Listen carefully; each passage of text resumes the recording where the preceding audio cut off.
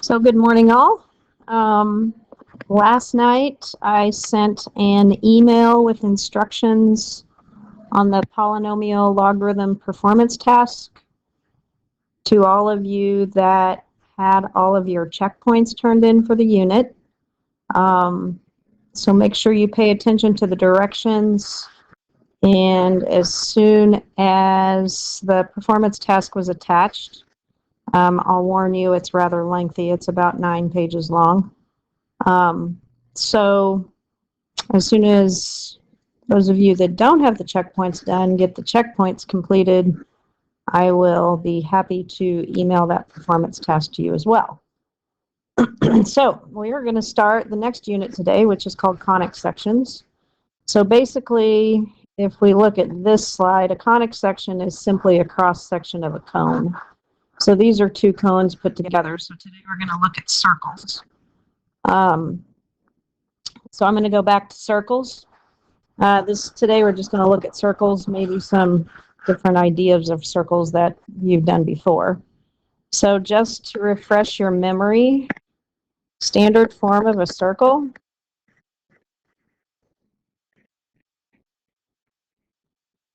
is x minus h quantity squared plus y minus k quantity squared equals r squared. HK is the center.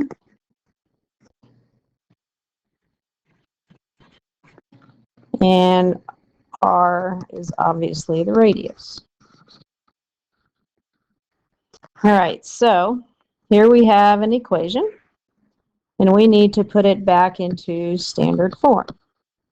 So we need to take this complicated function and change it into standard form of a circle. So the way we're going to do that is we're going to rearrange it. We're going to group our x terms and our y terms together. So the x squared with the x, the y squared with the y. We're going to move the constant over to the other side. And we're going to go through a little method, if you recall, called completing the square.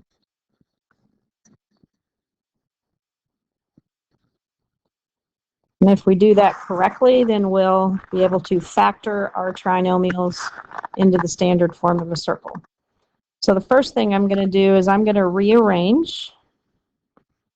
I'm going to put my x squared with my minus 10x. I'm going to keep my y squared with my y.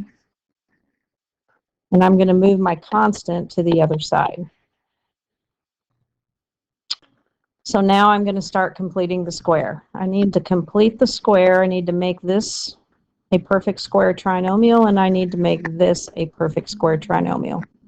So in order to do that, I have to decide what value am I going to add in order to complete the square. Same thing with the y.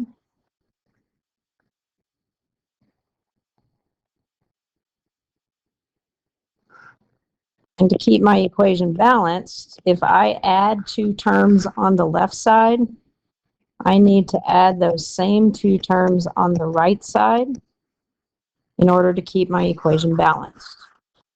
So back from Algebra 2 and or college algebra, to figure out what goes in the box, you take half of the b value and square it. So that would be 25. So inside this box, I'm going to add 25. And over here, half of 8 squared,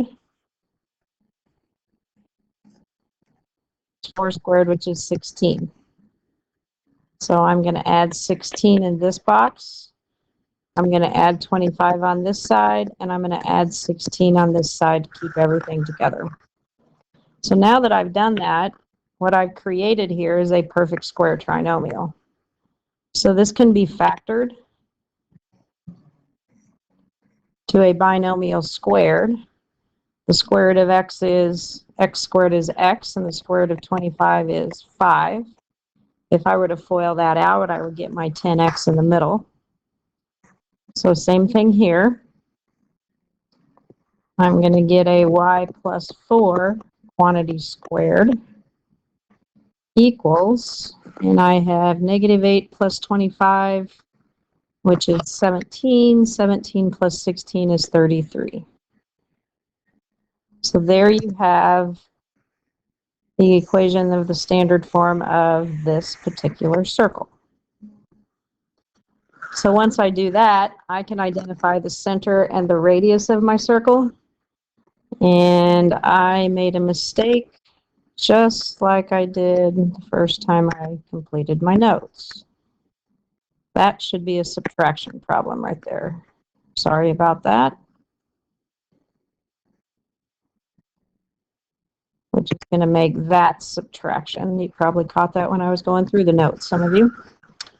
So here I can identify my center and radius. So my center, remember the form of the equation is subtraction. So the value of h is actually 5. And the value of k is -4. And the radius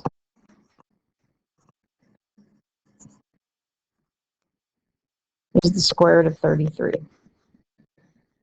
R squared equals 33. R equals the square root of 33. In this case, we don't worry about the negative form because we're talking about the radius of a circle. All right. So we're going to be doing that pretty much throughout this whole unit with different types of conic sections. We're going to be completing the square on quite a number of things. So hopefully you remember how to do that. It'll make this unit a lot easier. All right. So back to what I was talking about before. We're talking about cross sections of a cone.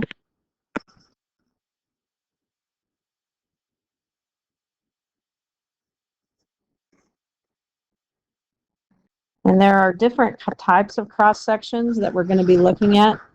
But basically, if you draw a cross section that's parallel to the circular base of this cone, now keep in mind you're looking at this in perspective. If I draw something that's parallel to the base, I'm going to get a circle. So think about that cone. Cones have circular bases. So in this instance, I am looking at a cross section that is parallel to the base. Okay, so definition of a circle is the set of all points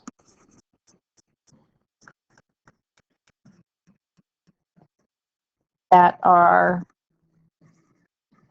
equal distances or equidistance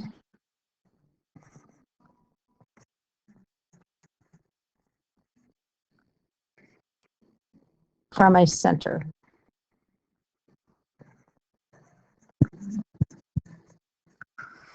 So in any circle, this is your center, this is your radius, and I bet that's something you all knew already. So we start off with the easy one, something you're familiar with, which is a circle. All right, so intercepts, we're going to go through an example here in a minute to find intercepts. It's a little bit lengthy, so I'm only going to do it one time for you. But basically, intercepts are the points where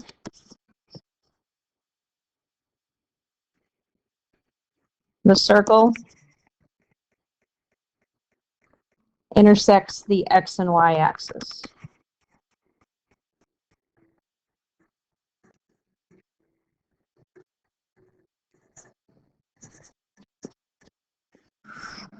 So if I had a XY axis here, I had a circle drawn like this. I'm quite the artist. So here I have two x-intercepts, and here I have two y-intercepts. So we'll be calculating those in the next example. If the circle doesn't intersect the x or y axis, when you apply the quadratic formula, you're just going to get imaginary solutions. So that would have no intercepts. All right, we have quite a bit to do on this problem. So the first thing we're going to have to do in order to find the center and the radius is we have to go through that process of completing the square.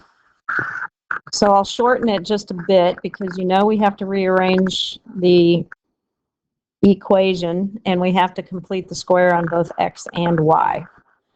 So I'm going to go ahead and rearrange it, putting my x terms together.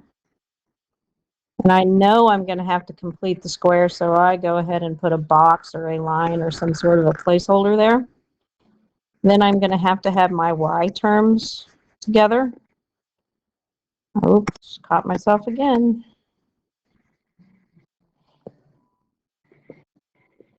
And I'm going to have to complete the square on y. I'm going to move my negative 10 over to the other side. And I'm going to add my two boxes. I've used this method ever since I've started teaching.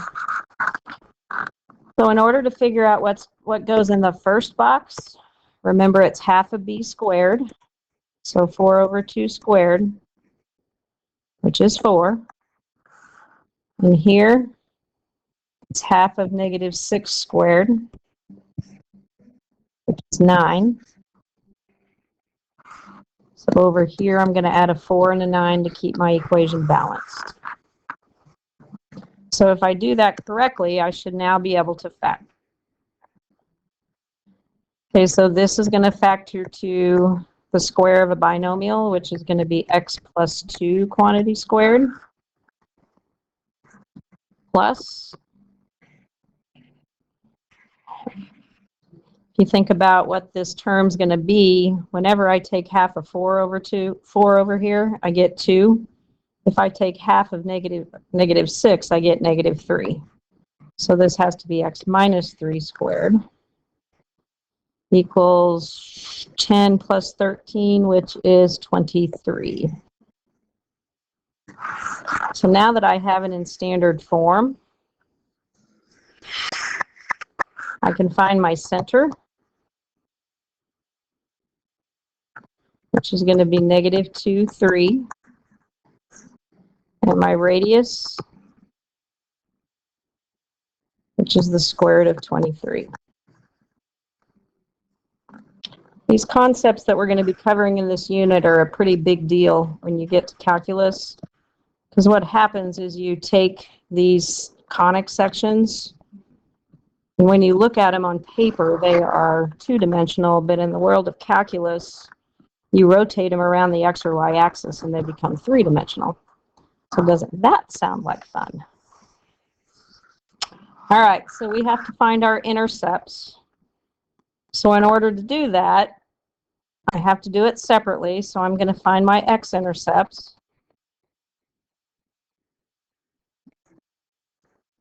And if you remember from Algebra 2 or Algebra 1, to find your x-intercepts, you let y equals 0. Okay, so you can do this process either from the form that was given to you, or you can use it from standard form, the one that you found. I'm going to go ahead and use standard form just because that's the easiest one I can see on my page. All right, so we're going to let y equals 0. So remember, I'm using this form here. So I'm going to have x plus 2 quantity squared plus, if I let, this should be a y. Spencer, you're not on your game. So if I let y equals 0, I get negative 3 squared equals 23.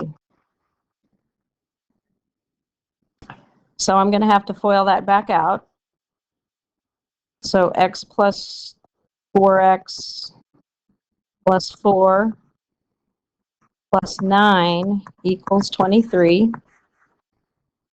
In order to solve a quadratic and finding your intercepts, you need to set it equal to 0 and solve for x. So I'm going to have x squared plus 4x. 4 plus 9 is 13. And if I subtract 23 from 13, I get a minus 10 over here, which equals 0. All right, now we're at the world of quadratics. So the first thing you should do is to see if it factors. And unfortunately, it doesn't. So we get to apply the quadratic formula. So we have x equals the opposite of b, plus or minus square root of b squared minus 4 times a times c all over 2a. That should be a 4. So x equals -4 plus or minus. Looks like underneath that radical I have 16 plus 40, which is 56, all over 2.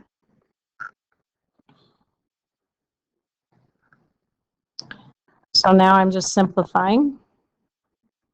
So I'm going to put -4 over 2 plus or minus. So does the square root of 56 simplify? Oh, yes, I believe it does. So the square root of 4 times the square root of 14. Yep. So square root of 4 is 2. So plus or minus 2 square roots of 14 over 2. So x equals -2 plus or minus the square root of 14. So intercepts. Sorry, my dog's sitting here scratching. So intercepts are always written as an ordered pair. So I have -2 plus or minus the square root of 14 and 0. So there's your two x-intercepts. So if underneath the radical would have ended up a negative, then there would be no x-intercepts because that would provide an imaginary solution. All right, we still have to find our y-intercepts.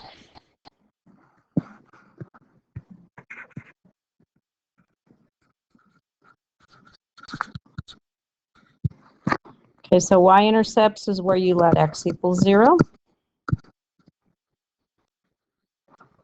So back to either standard form, or you can go back to this form and just let x equals 0. It's all going to work out the same way. Okay, so for this one, if I let x equals 0, then I have 2 squared plus y minus 3 squared equals 23. So I have 4 plus y squared minus 6y plus 9 equals 23.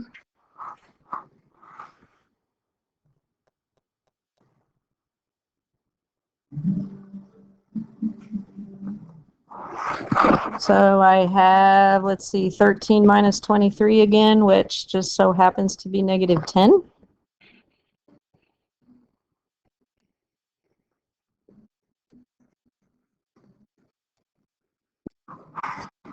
So we always look to see if it factors. Fortunately, it does not. So again, we get to apply the quadratic formula. This time we are solving for y. So 6 plus or minus the square root of b squared minus 4 times 1 times -10 all over 2 times 1 again. So 6 plus or minus the square root. So this time I have 36 plus 40, which is 76 over 2. So I have 6 over 2 plus or minus square root of 76. The square root of 76 simplifies to square root of 4 and 19. So it becomes 2 radical 19 over 2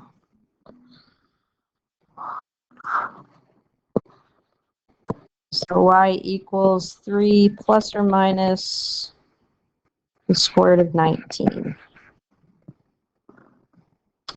So y-intercepts are 0, 3 plus or minus the square root of 19.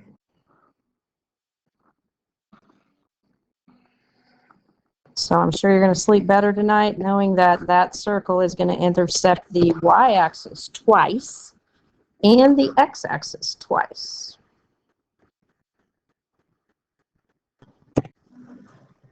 All right, so another little twist on writing an equation of a circle.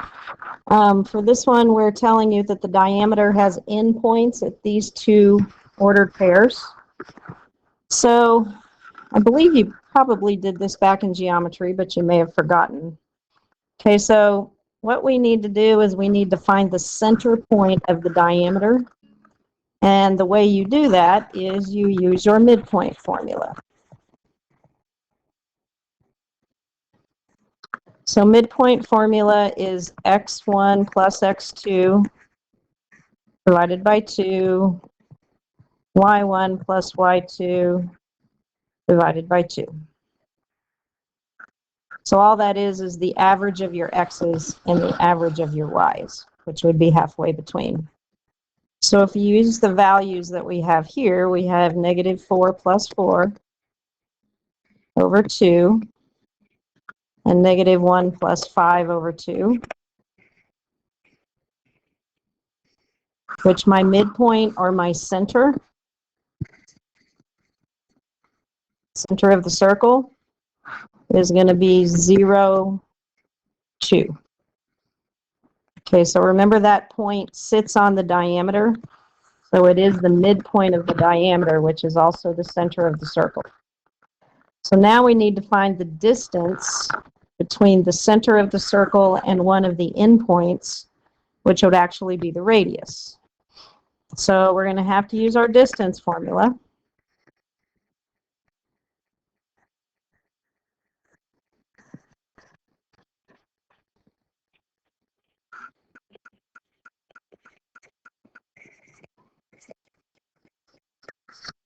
So this distance is actually the radius. So instead of using d equals, I'm going to say my radius equals. And your distance formula is the difference in your x values. So x1 minus x2 squared plus y1 minus y2 squared. That actually comes from the Pythagorean theorem, where x squared plus y squared equals r squared, if you remember that from trig. So I need to use my center,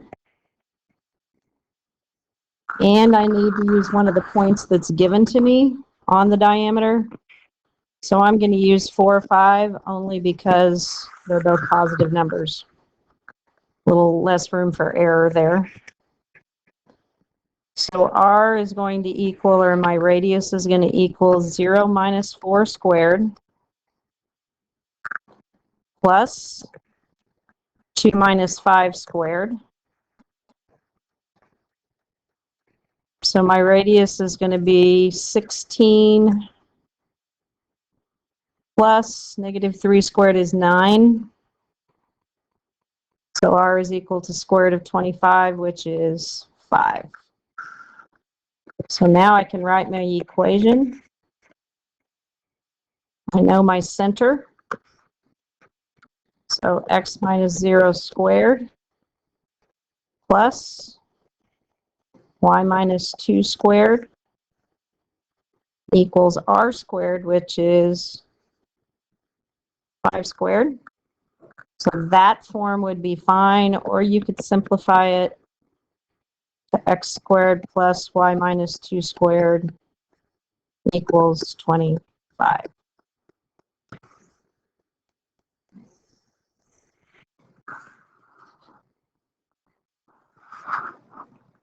All right.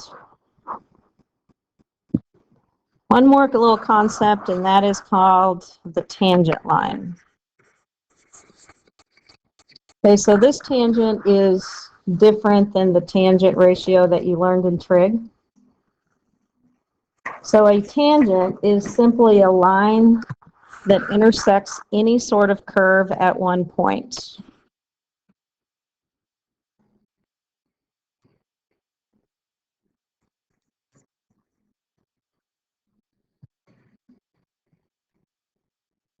A curve at exactly one point.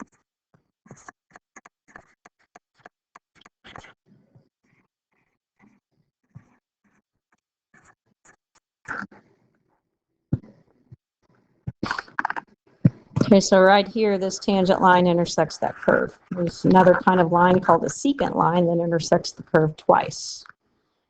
So the tangent line intersects the curve at one point, and it's perpendicular to the radius.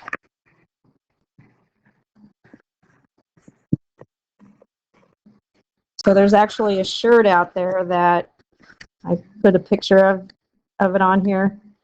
It's a picture of a curve with a tangent line, and it didn't show up the word, but it says, "Sometimes I go off on a tangent." And I actually have that shirt. One of my math teacher friends at Park Hill gave it to me. I wear it to the gym sometimes. It gets a good laugh. Okay, last example. Okay, so we're going to find the equation of a tangent line through the point -1, 9, and has a center at 4, -2.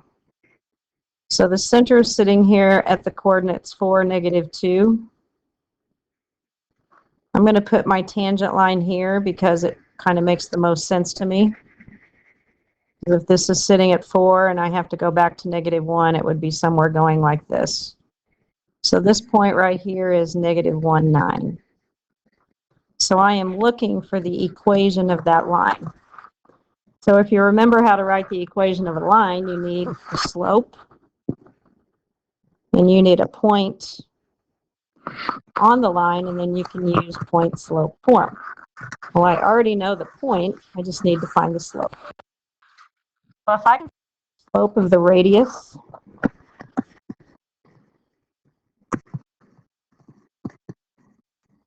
all I have to do is use the reciprocal of that, because that would be the slope of the line perpendicular to the radius.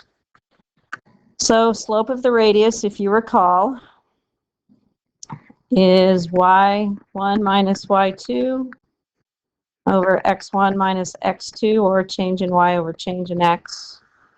So I would have 9 minus -2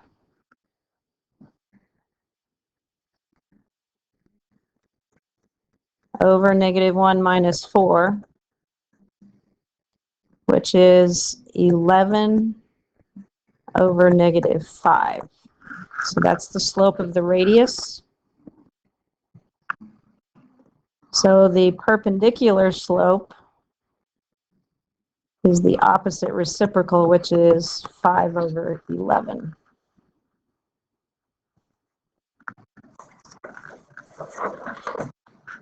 So now that I have my slope and I have my point on the line,